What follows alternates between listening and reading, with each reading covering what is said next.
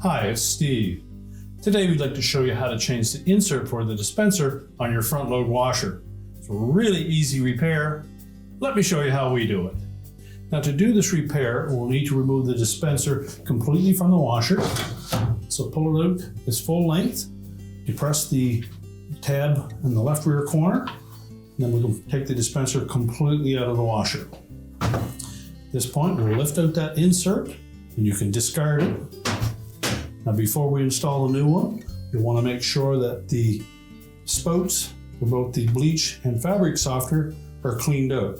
So it helps to soak this in some really hot water, and then with either a small bottle brush or pipe cleaners, just clean out those two tubes to make sure they have no debris left in them.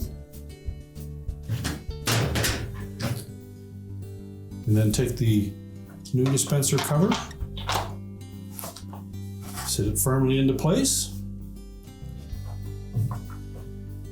line up the dispenser drawer, and press it back into the washer, and your repair is complete.